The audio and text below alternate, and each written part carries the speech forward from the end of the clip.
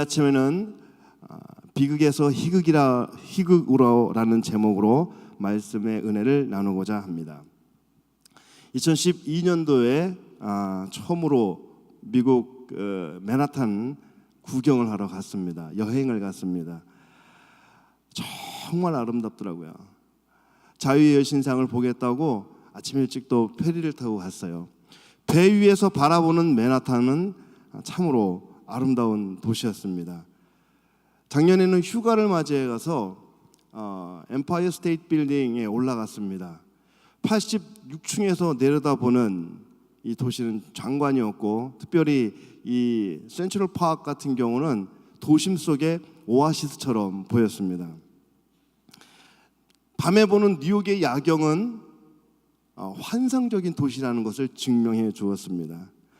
멀리서 보면 뉴욕은 정말 아름다운 도시였어요. 그런데요, 이 뉴욕 거리를 걷다 보니까 그 화려하고 멋있고 아름다웠던 그런 뉴욕이 아닌 또 다른 뉴욕을 볼 수가 있었습니다. 소방차와 또 앰뷸런스 이 차량들이 그 시끄러운 사이렌 소리를 울리며 이 트래픽을 가로질러 가고 있었고요. 무장한 경찰들이 이 42번가를 지나가는데 무장한 경찰들이 이곳저곳 서 있었습니다. 또 여기저기 버려진 이 쓰레기들, 또 그 속에서 나오는 음식 냄새들, 정말 이 코를 찌르는. 또 여러분 뉴욕 가보셨겠지만 뉴욕 가면 언제 가도 항상 공사 중입니다. 빌딩도 공사하고 도로도 공사하고 언제 가도 공사하고 있는 모습을 볼 수가 있었습니다. 눈을 살짝만 돌리면 여기저기 홈레스들도 참 많았습니다. 멀리서 본 뉴욕은 화려하고 아름다웠지만 가까이에서 본 뉴욕은 사건 사고가 많고 어둡고 그늘진 모습이 많았다라는 얘기입니다. 여러분, 인생도 이와 마찬가지인 것 같습니다. 제가 교회 이렇게 보면 이 성도님들이 한 분 한 분 주일날 이제 예배 드리러 오세요. 한 분 한 분 볼 때마다 참 고우시다, 참 멋지시다, 이런 생각들을 참 많이 갖습니다. 그런데 주중에 이제 개별적으로 성도님 가정을 신방하다 보면 문제 없는 가정 없고요, 기도 제목 없는 가정이 없더라고요. 여러분, 이 땅의 삶이라는 것은 희극 같지만 비극 같은 면이 참 많다라는 겁니다. 한 시골에 사는 노 부부가 결혼 50주년을 맞이하여서 파티를 열었습니다. 이제 동네 사람들이 다 모였어요. 결혼 50주년을 맞는 이 노부부는 결혼해서 한 번도 싸운 적이 없었어요. 그래서 동네에 인꼬 부부라고 소문이 났습니다. 어떤 사람이 이제 참 궁금했어요. 이렇게 어떻게 한 번도 안 싸울 수 있을까 참 궁금했습니다. 이 50년 전에 이 노부부가 결혼식을 마치고 신혼여행을 떠났어요. 신혼여행을 떠났을 때 이 노새를 타고 관광하는 코스가 있었습니다. 그래서 노새를 타고 아내도 와이프도 이제 신부도 노새를 타고 가고 신랑도 남편도 노새를 타고 갔습니다. 그런데 아내가 탄 이 노새가 말을 안 들어요. 가다 서고 하는 겁니다. 하도 속이 상해서 이 아내가 노새에서 딱 내려서 이 노새의 눈을 똑바로 쳐다보고 하는 말이 이거 첫 번째다 한마디 한 거예요. 그리고 다시 노새에 올라탔습니다. 그렇죠. 한참 가는데 이 노새가 또 가다 서고 말을 안 듣는 거예요. 그랬더니 이 아내가 또 내리더니 노새의 눈을 똑바로 쳐다보고 하는 말이 이거 두 번째다. 그리고 올라탔어요. 또 가는데 이 노새가 가다 서고 말을 안 듣는 거예요. 그리고 또 이 아내가 또 노새 내리더니 갑자기 주머니에서 권총을 꺼내더니 이 노새를 쏴 죽여버렸어요.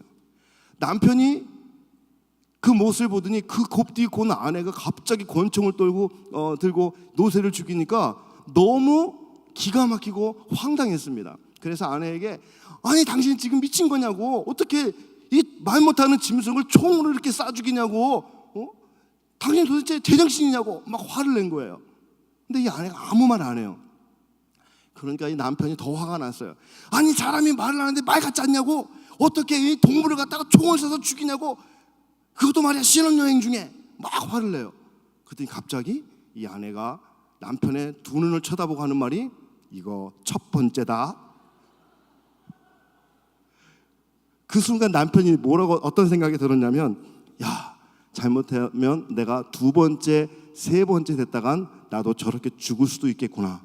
그래서 50년 동안 말 한마디 안 하고 절대 싸우지 않고 이렇게 지내왔다고 합니다. 어떻게 보면 나름 다른 사람들이 봤을 때는 야, 참 행복한 가정이야, 행복한 부부야 라고 생각했을지 모르지만, 정말 그 할아버지의 인생이 희극이라고 말할 수 있을까 한번 생각해 볼 이야기입니다. 지어낸 얘기지만 우리에게 주는 의미 있는 얘기인 것 같습니다. 여러분, 성경에 보면 오늘 이스라엘 백성이 등장을 하는데요, 이 이스라엘 백성, 하나님의 택한 백성, 하나님의 선민이라는 거예요. 이스라엘 백성이 하나님의 선민이라고 할 때 사실 얼마나 축복된 백성입니까? 그런데요, 이스라엘의 역사를 보면 비극적인 일들로 가득합니다. 오늘 예레미야 시대에 이스라엘에게 찾아온 비극이 어떤 비극일까요? 오늘 예레미야서의 시대적 배경을 먼저 살펴보겠습니다. 예레미야는 남유다의 요시야 왕 때 하나님께 선지자로 부름을 받습니다. 그는 유다의 멸망과 하나님의 심판을 직접 경험하게 됩니다. 당시 이 유다 백성들의 죄는 하나님의 인내의 선을 넘어섰어요. 유다 백성들은 북이스라엘이 멸망하는 모습을 봤어요. 북이스라엘이 하나님의 심판을 받는 모습을 봤습니다. 그런데도 그런 모습을 보고도 죄의 길에서 돌이키지 아니하고 북이스라엘과 똑같이 멸망의 길을 걷고 있었습니다. 여러분, 이 남유다, 유다 백성, 이스라엘 백성들의 죄가 뭘까요? 그들의 죄는 하나님을 배반하고 바알을 섬기는 우상 숭배였습니다. 그들은 심지어 자기 자녀들을 불에 태워서 바알에게 번제물로 바치기까지 합니다. 이 유다는 철저하게 불순종의 길을 걸어갔습니다. 이 유다는 당시 신은 강대국이었던 떠오르는 강국, 이 바벨론의 이 절대적인 권력 앞에 뭐라고 표현할 수 있을까요? 이건 풍전등화의 그런 모습으로 서 있었습니다. 결국에는 남유다 왕이었던 마지막 왕이었던 그 시드기야는 두 눈이 뽑힌 채 능욕을 당하고요, 백성들은 바벨론 포로가 되는 비극적인 역사를 경험하게 됩니다. 이러한 비극적인 역사를 먼저 경험한 나라가 있죠. 북이스라엘입니다. 아수르에 의해서 멸망당한 이 북이스라엘 백성은 아수르의 포로가 되어서 아수르의 그 전역에 강제로 이주하는 수모를 당하게 됩니다. 여기저기 흩어져 살게 되죠. 하나님의 백성이라고 말하는 이스라엘 백성들이 당한 비참한 상황이었습니다. 여러분, 오늘 말씀은 예레미야 선지자를 통해서 북왕국 이스라엘 백성에게 주시는 하나님의 회복의 말씀입니다. 북이스라엘의 역사를 비극에서 희극으로 바꾸어 주시겠다라는 하나님의 약속의 말씀입니다. 먼저 하나님은 어떤 사람에게 비극에서 희극으로 은혜를 베푸셨을까요? 하나님은 약한 자를 주목하시고 또 약한 자에게 그러한 은혜를 베푸셨습니다. 하나님은 포로로 흩어져 살아가고 있는 북이스라엘 백성을 모으시겠다고 말씀하시죠. 그리고 특별히 오늘 본문에는 그 모으시는 사람들 중에 특별한 그룹의 사람들의 그룹이 등장을 합니다. 어떤 사람들이냐면요, 8절 보시면 맹인, 시각장애인들, 다리 저는 사람, 임산부, 해산하는 여인, 이런 사람들이 등장을 하죠. 맹인, 또 다리 저는 사람, 임산부, 다 뭐냐면 연약한 사람들이에요. 혼자서 어떤 일을 해내기에는 어려운 사람들입니다. 어쩌면 맹인으로 살아가는 것, 다리 저는 사람으로 살아가는 것, 인생의 비극 속에서 살아가는 연약한 사람들이라는 거죠.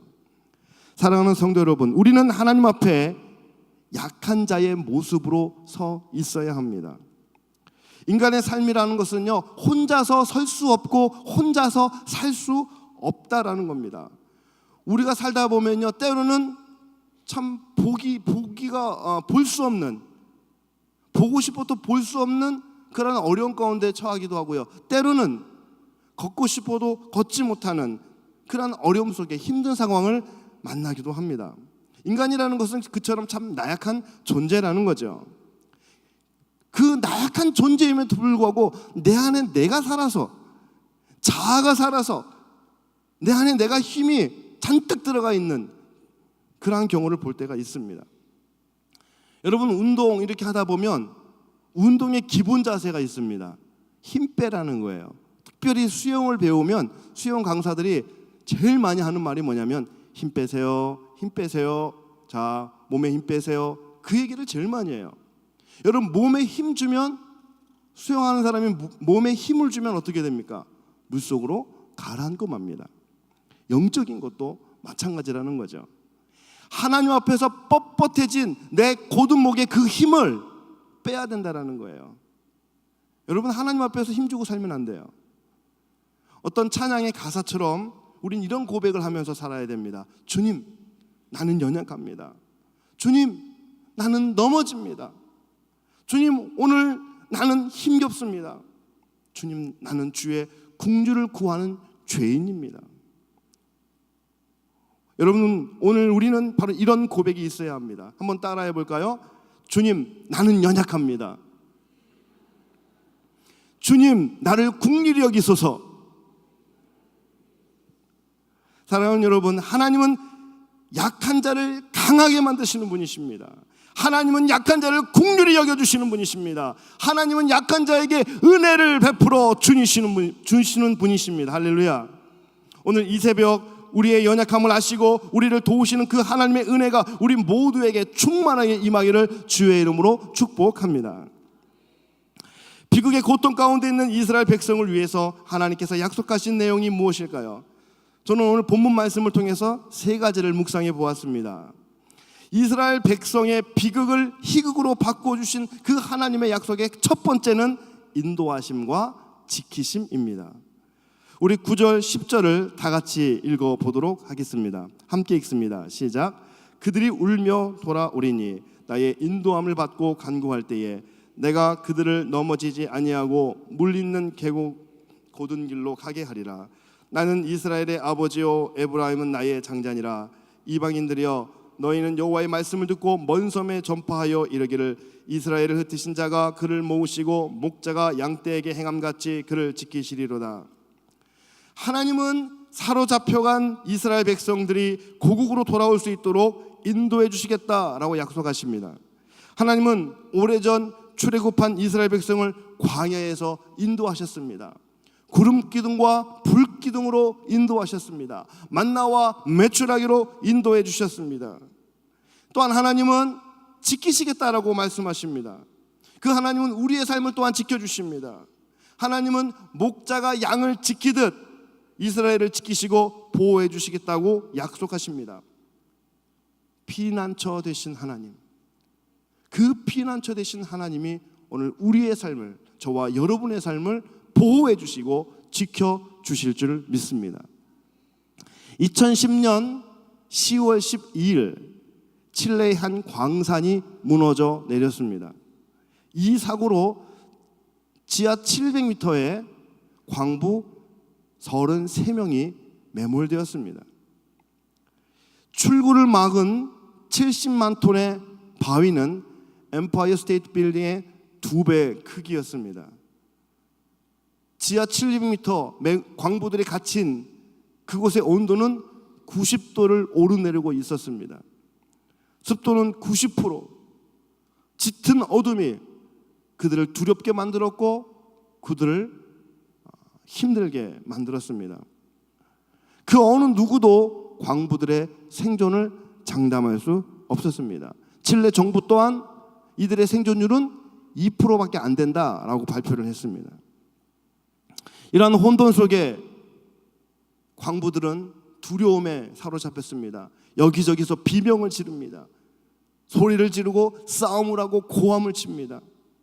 온통 아수라장이 되었습니다. 그 중에 광부 중에 한 사람인 마리오 세풀다라는 사람이 큰 소리로 외쳤습니다. 여러분, 탈출구는 없습니다. 이 피난처에 남아 있어야 합니다. 하나님이 이곳에 우리와 함께 하고 계십니다. 여러분, 살아남고 싶다면 하나님의 손을 붙잡으세요. 세풀다와 동료들은 탈출구가 없는 깊은 동굴에서 주님의 손을 잡기로 결심합니다. 작업반장은 남은 음식들을 배분해 주었고 기도 담당자를 한 명 세웠습니다. 기도 담당자는 최고령 광부인 마리오 고메스가 맡았습니다. 기도 부장이 되어서 3명씩 조를 짭니다. 그리고 서로를 위해서 기도해 줄 수 있도록 만들었습니다. 광부 세풀다는 이렇게 또 이야기합니다. 하나님은 우리와 함께 계시고 그분이 우리를 지키실 것입니다. 우리 모두는 살아 돌아가게 될 것입니다. 그러면서 한 사람 한 사람 광부들을 만나면서 격려했습니다. 그렇게 광산에 매몰된 지 11일째 되는 날, 이 동료들을 격려하던 세풀다가 쓰러졌습니다. 광부들은 또다시 두려움이 그들에게 밀려오는 걸 느꼈습니다. 절망하기 시작했습니다. 그러나 세풀다와 믿음의 광부들은 기도의 끈을 놓지 않았습니다. 죽음의 그림자가 드리우던 17일째 되는 날, 천장에서 드릴 소리가 들리기 시작합니다.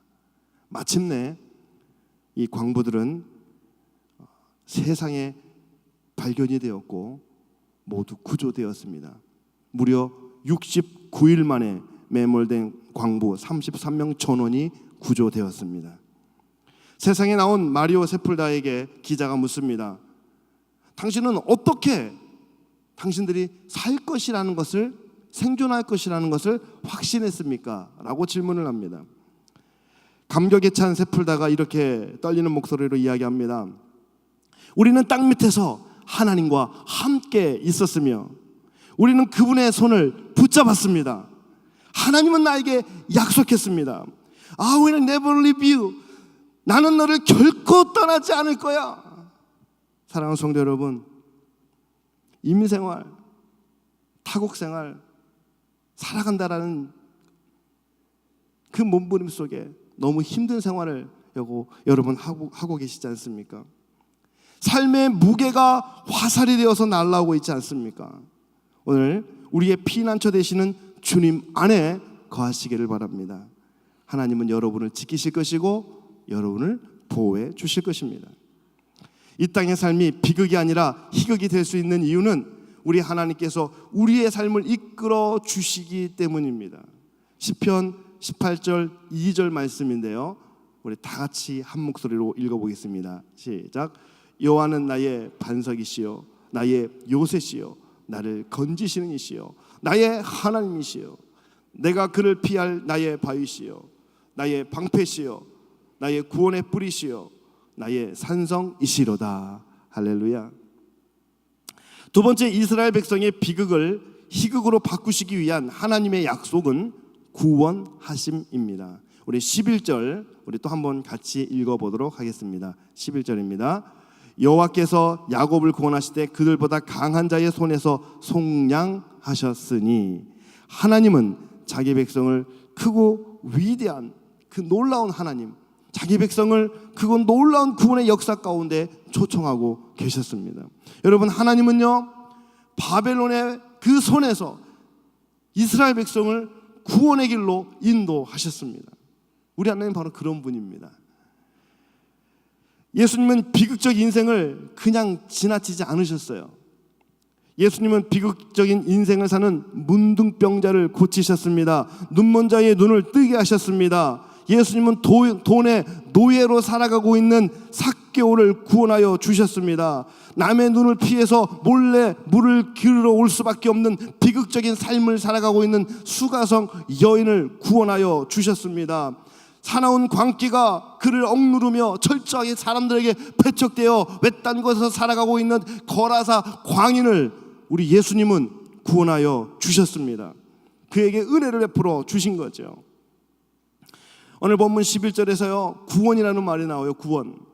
여기서 구원이라는 말은 자유하게 한다, 해방한다라는 뜻입니다. 또 속량이라는 말이 나옵니다. 속량. 이 말은 값을 지불하고 산다라는 뜻입니다.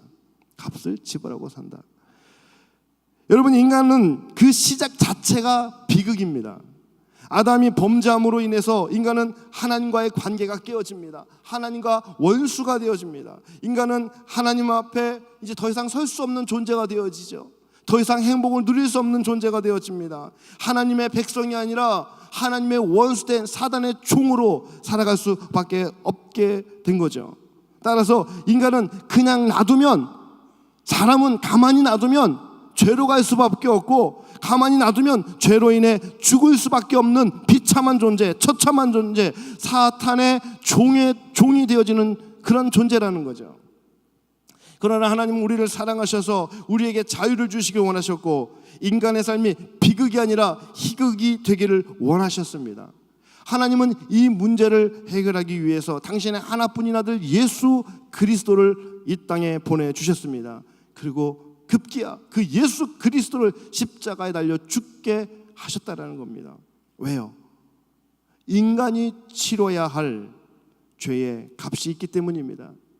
하나님은 인간이 치러야 할 그 죄값을 대신 치르시도록 예수님을 이 땅에 보내신 것입니다. 예수님은 십자가에 달리셔서 이런 말씀하시죠. 다 이루었다.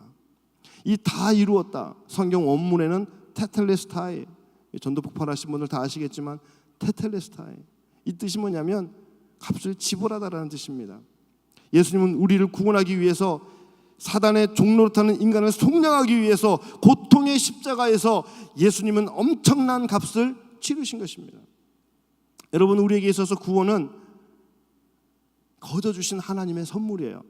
그런데 하나님 입장에서는 거저 주신 게 아니에요. 값비싼 대가를 치르셨다는 거죠. 사랑하는 성도 여러분, 오늘 저와 여러분이 누리고 있는 이 구원의 축복, 세상 무엇과도 비교할 수 없는 생명의 축복인 줄 믿습니다. 세 번째, 이스라엘 백성의 비극을 희극으로 바꾸시기 위한 하나님의 약속은 기쁨과 만족을 주시겠다라는 겁니다. 하나님 우리에게 기쁨을 주시고 즐거움을 주시고 만족을 주시겠다라는 거예요. 13절과 14절 말씀을 우리 다 같이 읽어보도록 하겠습니다. 시작. 그때의 처녀는 춤추며 즐거워하겠고 청년과 노인은 함께 즐거워하리니 내가 그들의 슬픔을 돌려서 즐겁게 하며 그들을 위로하여 그들의 근심으로부터 기쁨을 얻게 할 것임이라. 내가 기름으로 제사장들의 마음을 흡족하게 하며 내 복으로 내 백성을 만족하게 하리라. 여호와의 말씀이니라. 아멘. 하나님께서 이스라엘 백성을 회복하시기 위해 하나님이 하늘의 기쁨을 허락하신다는 거예요. 여러분, 예수님 믿은 사람들의 이 변화 중에서 가장 큰 변화 중에 하나는 뭐냐면 기뻐하는 기쁨이라는 거예요. 예수 믿으면 별거 아닌데 기뻐합니다. 예수 믿으면 작은 일에도 기뻐합니다. 왜 그럴까요? 왜 기뻐할까요? 마음속에 천국을 소유하고 있기 때문이에요. 여러분, 천국은 어느 곳일까요? 천국 가보신 분 계세요? 물론 천국은 죽어야 가는 곳이에요. 그러나 천국은 우리 예수님 모신 곳이 천국이기도 합니다. 내가 예수를 모셨다면 내 안이 천국이에요. 내 가정이 예수님을 모신 가정이라면 내 가정이 천국입니다. 교회의 머리는 예수 그리스도가 되십니다. 그러므로 교회는 천국인 거예요. 그래서 교회 오면 우리는 기쁘고 즐거운 겁니다. 왜요? 천국이거든요. 여러분, 하나님 주신 이 기쁨은 세상이 줄 수 있는 그런 기쁨이 아닙니다. 세상이 주는 기쁨은 상황과 환경을 통해 얻는 기쁨입니다. 그러나 하나님이 주시는 기쁨은 하늘로부터 내려온 기쁨이라는 거예요. 종교개혁자인 마틴 루터는 이 기쁨은 믿음에서 온다라고 이야기합니다. 여러분, 그래서 예수 그리스도를 믿으면 그 믿음으로 인해서 슬픔 중에도 고난 중에도 우리는 기뻐할 수 있다라는 겁니다. 지금 내가 살아가는 삶의 환경이 어려울지라도 우리는 기쁨을 누릴 수 있는 겁니다. 엠마오 도상이라는 유명한 그림이 있는데요, 이 그림을 그린 화가는 렘브란트라는 사람입니다. 여러분 잘 아시죠? 렘브란트. 이 사람은요 워낙에 그림을 잘 그려요. 어떤 사람이 이런 그림을 그려주십시오 그러면 그 그림을 바로 그려줍니다. 아주 탁월한 탤런트를 가진 사람이에요. 그래서 그림 그리는 것을 통해서 큰 부자가 된 사람입니다.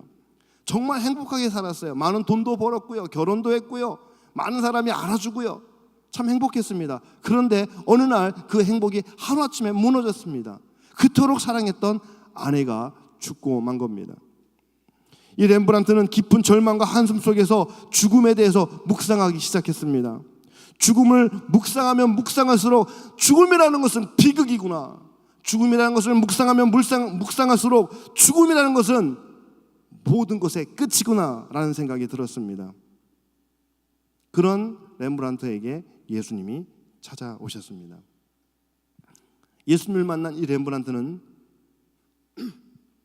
죽음이 마지막이 아님을 깨닫고 예수님을 그 마음에 모시면서 새로운 시작을 바라볼 수 있게 되었습니다. 그가 예수님을 영접하고 나서 처음 자기의 믿음을 담아 그린 그림이 엠마오 도상의 두 제자라는 작품입니다. 엠마오로 가는 두 제자에게 나타나신 부활의 예수님을 그린 그림. 십자가를 어떤 사람은 비극이라고 말할 수 있어요. 만약에 예수님이 십자가에서 죽으시고 모든 것이 끝났다면 비극으로 끝났을 거예요. 그러나 예수님은 부활하셨습니다. 우리의 기쁨이 되어 주셨습니다. 렘브란트는 부활하신 그 주님을 말하고 싶었던 거예요. 그러면서 그가 이렇게 고백을 합니다. 나는 위대한 생명의 비밀을 깨닫고 이 그림을 그렸습니다 라고 고백을 합니다. 여러분, 이 렘브란트가요 행복할 때는 주님을 만나지 못했습니다.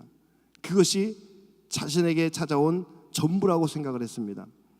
그러나 아내가 죽고 나서 그에게 찾아온 그 허무감, 또 깊은 인생의 고독, 좌절감, 절망감의 길목에 서 있을 때 예수님이 그를 붙잡아 주셨고, 비극 가운데 있는 그를 붙잡아 주셔서 하나님 그의 삶을 희극으로 만들어 주셨다라는 거죠.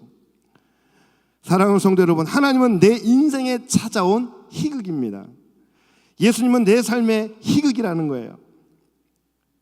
하나님은 자기 백성을 사랑하셔서 비극의 아픔과 이 고통 속에 우리를 내버려 두지 않으시고 고아와 같이 방치하지 않으시고 기쁨과 즐거움과 평안을 우리에게 선물하셨습니다.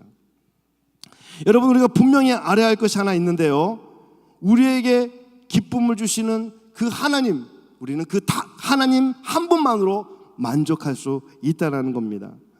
세상 무엇도 우리를 만족시켜 줄 수 없어요. 세상의 그 무엇도 나의 만족이 될 수가 없습니다. 어떤 사람들은요, 돈이 많으면 나는 행복할 수 있습니다, 돈이 많으면 나는 만족할 수 있습니다 라고 말을 하는 사람들이 있습니다. 여러분, 돈이 많으면 정말 행복을 우리가 누릴 수 있을까요? 돈은 결코 우리를 만족해 할 수 없습니다. 돈으로 음식은 살 수 있지만 맛은 살 수가 없습니다. 돈으로 책을 살 수 있지만 지혜를 살 수 없습니다. 돈으로 이 푹신한 아주 좋은 침대는 살 수 없지만 편안한 잠은 살 수가 없습니다. 여러분, 돈이 없습니까? 돈이 없으면 조금 불편할 수는 있어요. 돈이 없어요. 그래서 좀 작은 집에 살아요? 불편할 수는 있습니다. 그러나 그것이 나에게 불행한 것은 아닙니다. 사랑하는 여러분, 이 세상 어느 것도 우리에게 만족을 줄 수 없습니다. 세상의 것으로 우리의 인생을 만족으로 채울 수는 없습니다. 우리의 인생은 오직 한 분, 예수 그리스도. 우리의 인생은 오직 한 분, 우리 하나님을 통해서 만족을 누릴 수가 있는 것입니다. 하나님만이 우리의 만족이 되십니다. 우리 옆 사람에게 한번 이렇게 인사할까요? 주님 한 분만으로 만족합시다. 시작. 주님 한 분만으로 만족합시다. 아멘이시죠? 저는 오늘 말씀을 통해서 이제 어떻게 살아가야 할 것인가 한 가지만 묵상해 보았습니다. 비극에서 희극으로 변화된 인생을 사는 사람은요, 기쁜 소식을 전하는 사람이 되어야 됩니다. 기쁜 소식을 전하는 사람. 본문 7절에 보면은 너희는 여러 민족의 앞에 서서 야곱을 위하여 기뻐 외치라. 너희는 전파하며 찬양하며 말하라 라고 이야기하고요. 10절에서는 이방인이여 너희는 여호와의 말씀을 듣고 먼 섬에 전파하여 이르기를 이렇게 말합니다. 전파하여 이르기를. 여러분, 무엇을 전하고 무엇을 외치라고 말하고 있을까요? 하나님께서 이스라엘 백성을 회복시키시는 그 은혜를 전하라는 겁니다. 그 은혜의 소식, 하나님이 이스라엘 백성을 구원하셨다라는 그 기쁜 소식을 전하라는 거예요. 영국의 37세의 모우투라는 사람이 있었습니다. 이 모우투라는 사람은 캐비넷 공장에서 일을 하고 있었어요. 젊은 날 망치를 두들기면서 자신의 삶을 한탄했습니다. 늘 원망과 열등의식과 불평성에 살았습니다. 왜 우리 부모님은 나를 이렇게 낳아서 이 캐비넷 공장에서 망치를 두들기면서 내 인생을 살아갈 수 있도록 하셨는가? 그러한 불평성에 살아갔습니다. 어느 날 런던 거리를 배회하다가 작은 교회에 들어가게 됩니다. 주일날 목사님이 설교를 하는데, 존 화이트라는 목사님이 설교를 하는데 요한복음 3장 16절 말씀을 가지고 설교를 하셨던 거예요. 바로 그때 요한복음의 그 3장 그 말씀이 이 모우투 청년의 마음을 움직였습니다.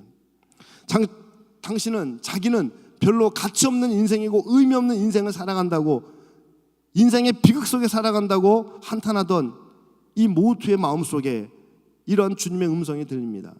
하나님이 세상을 이처럼 사랑하사, 하나님이 모두 너를 이처럼 사랑하사 독생자를 주셨다. 예수 그리스도를 주셨다. 하나님의 소망 없는 나를 위해서 예수 그리스도를 보내주셨구나 라는 마음이 가슴속에서 밀려 올라왔습니다. 성령께서 이 모우투의 마음을 움직여 주셨습니다.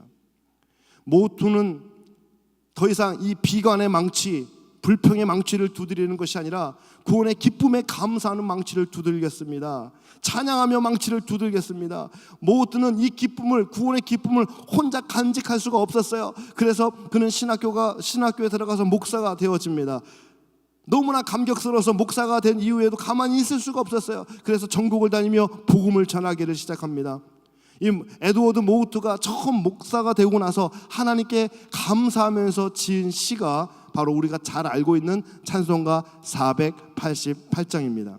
옛날 찬송가는 539장인데요. 이 몸의 소망 무언가. 가사 내용은 이렇습니다. 이 몸의 소망 무언가 우리 주 예수뿐일세. 우리 주 예수 밖에는 비들이 아주 없도다. 무섭게 부는 밤 물결이 높이 설릴 때 우리 주 크신 은혜에 소망에 닫힐 줄이라. 세상에 믿던 모든 것 끊어질 그날 되어도 구주의 언약 믿사와 내 소망 더욱 크리라. 바라던 천국 올라가 하나님 전에 배울 때 구주의 의를 힘입어 어여치 앞에 서리라. 굳건한 반석이시니 그 위에 내가 서리라. 그 위에 내가 서리라.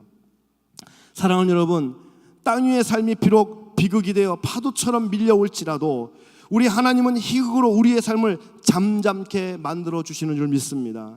하나님 우리의 삶을 인도하시고 우리의 삶을 지켜주시는 분이십니다. 하나님은 깊은 동굴 속에서 소망 없는 인생으로 살게 놔두는 것이 아니라 오늘 우리를 구원하여 주사 기쁨의 은혜를 더하여 주십니다. 그래서 우리는요, 우리 하나님 한 분만으로 만족합니다. 그래서 우리는 천국의 기쁨을 주시는 그 희극의 주님을 전하며 살아갑니다. 오늘 하루도 내 삶에 무서운 바람이 몰아치고 모든 것이 끊어진 것 같아도 우리의 소망 되신 주님을 온전히 바라볼 수 있기를 바랍니다. 오늘 하루도 비극을 희극으로 바꾸어 주시는 반석 되신 그 주님 앞에 믿음으로 굳게 서시는 저와 여러분이 되시기를 주의 이름으로 축복합니다. 우리 시간 함께 찬양하겠는데요, 우리 방금 우리가 읽었던 또 나눴던 찬송가 488장, 소망 없이 인생의 망치를 두들겼던, 인생을 비관하며 자신의 삶이 비극이라고 두들겼던 이 모우투가 주님을 만나 그의 삶이 희극으로 바뀌면서 소망의 하나님을 찬양했던 것처럼 우리가 이제 소망의 주님을 바라보면서 굳건한 반석 위에 서는 믿음을 고백하며 함께 찬양하겠습니다. 이 몸의 소망 무언가 우리 주 예수뿐일세. 몸에 소망 무언가 우리 주 예수뿐일세. 우리 주 예수밖에는 믿으리야 주 없도다. 주 나의 반석이시니 그 위에 내가 서리라. 그 위에 내가 서리라. 무섭게 바람 부는 밤 물결이 높이 설렐 때 우리의 끝이 은혜의 소망에 닿을 줄이라. 주 나의 반석이시니 그 위에 내가 서리라. 그 위에 내가 서리라. 세상에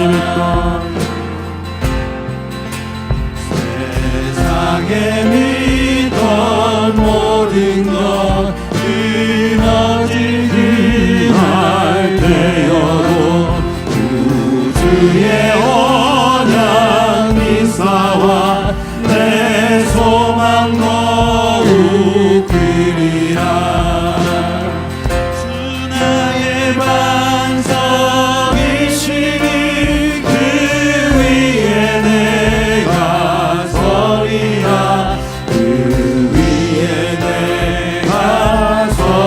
바라던 천국 올라가 바라던 천국 올라가 하나님 앞에 배울 때 구주의 의를 힘입어 어여지마로 서리라.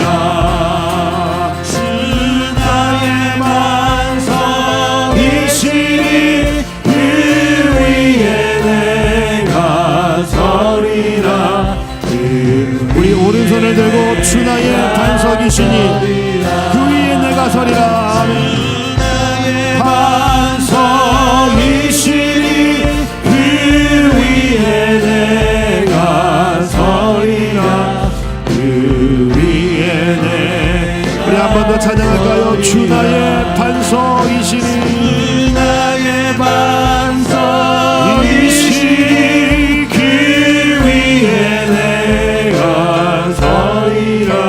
그 위에 내가 서리라. 우리 이 시간에 기도할 때에 오늘 말씀을 기억하면서 함께 기도했으면 좋겠습니다.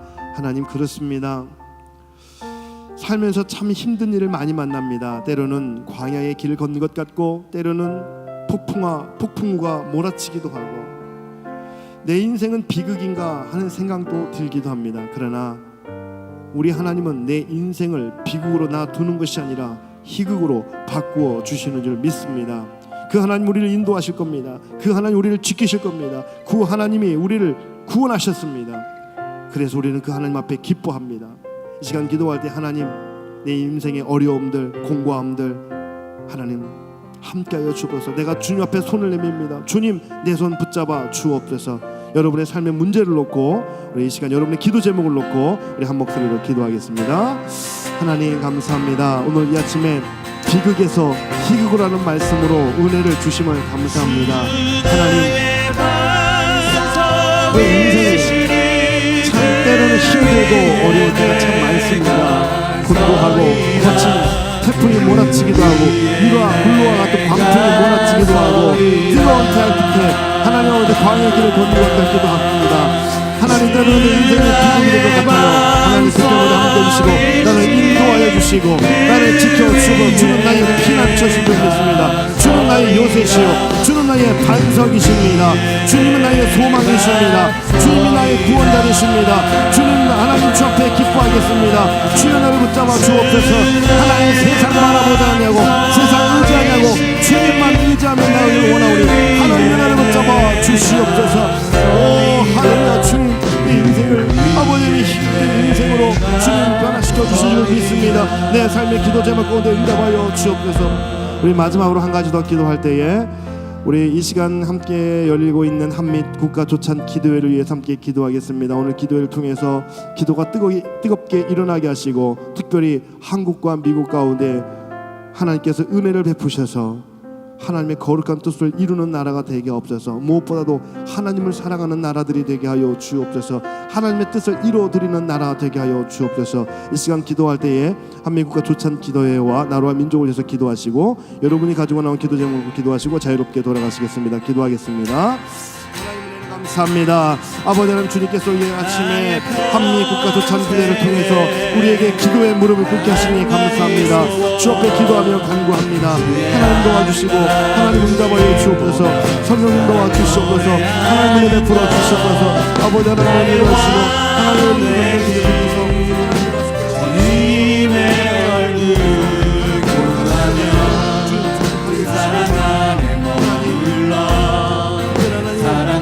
한국과 미국 가운데 은혜를 베풀어 주시고 하나님 이 나라 이 민족이 하나님만을 신뢰하는 나라 되게 해주시고 하나님의 뜻을 이루어드리는 나라 되게 주옵소서. 모든 우상은 타파하여 하나님 모든 대통령과 인정자들이 하나님만을 신실하게 하나님이여 하나님 앞에 기도하며 나가는 아버지 하나님을 주옵소서.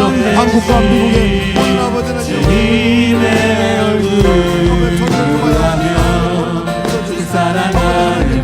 이들을 통하여 이 나라와 이 민족을 통하여 주께서 세워주실 줄 믿습니다.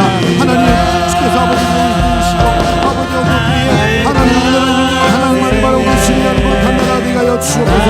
한국교회와 미국교회가 은혜를 도와주셔서 한국교회 미국교회가 아버지를 깨어있게 해주시고 하나님을 바라보며 신뢰하며 믿음으로 나아갈 수 있는 그 대신으로 우리를 축복하여 주셔서 하나님 주께서 인도하여 주실 줄 믿습니다. 하나님 주여 역사하여 주시옵소서. 하나님